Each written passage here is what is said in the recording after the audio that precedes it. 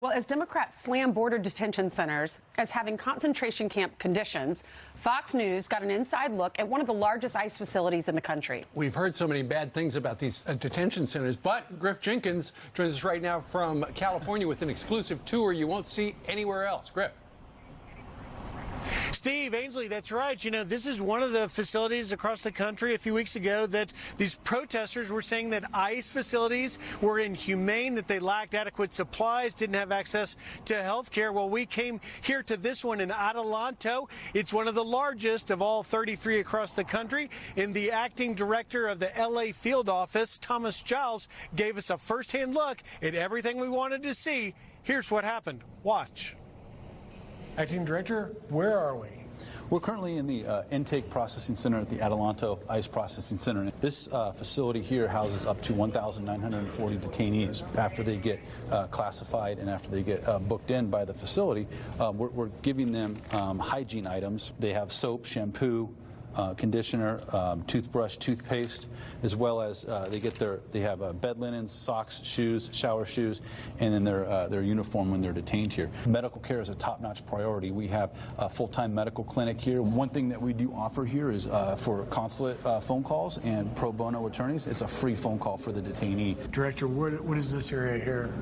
We're currently in the special housing unit here. In this area, the individuals that are detained here are individuals that have committed infractions. So that's like fighting or disciplinary the most common in custody? Yeah, the most common infraction that's occurred here is refusing staff orders and fighting. While they're in here, they have open movement, and they have the ability to roam around the area here. We have phones for them to use. We have books for them to use.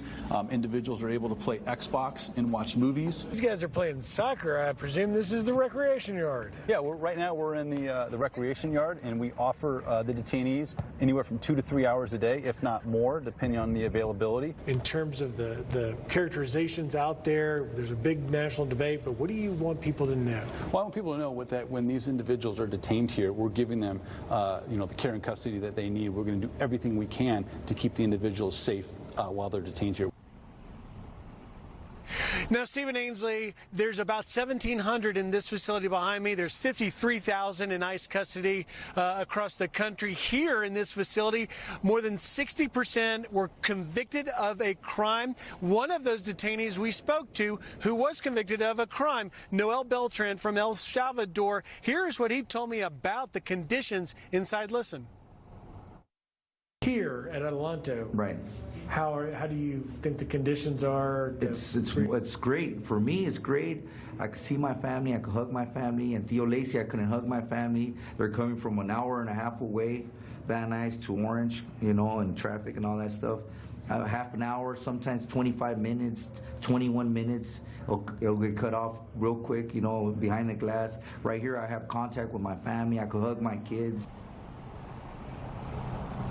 Now, these are all adults over 18. There are no children here, so this is different than what you've seen in Texas in the Border Patrol processing centers. Here on this premises, there are 6 DOJ immigration courts. All of these people are waiting for their cases, or in some cases appeals, to play out and the decision to be made whether or not they're released on from custody or whether they're deported. One final important note, Steve, Ainsley, and Brian, and that's this. Director Giles said, I hope that when the lawmakers who criticize our facilities and our handling of these detainees, for which we have made health care and care a priority, we hope these lawmakers will see your peace, Griff, and that you will come to this facility. So Giles has opened an invitation. Come to this one or any other one across the country and have a firsthand look before they criticize them again. Right. This is a crisis. Everybody agrees, and everybody went home.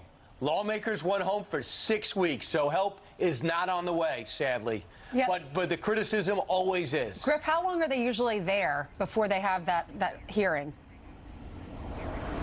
The average stay here is about 70, 75 days, so a couple of months, although some of the migrants have been upwards of 6 months to a year or longer, because under our system they can appeal. The appeals run through the Ninth Circuit Court, but you know the backlog of cases is upwards of 900,000 across the country, and we have more people coming, so it's a little bit longer stay. However, it's important to note, ICE likes to point out, that stay while your case is being heard, in the case of this place, you saw what it's like. It's not the very difficult overcrowding situation that we've seen down along the border. All right, Griff, thanks.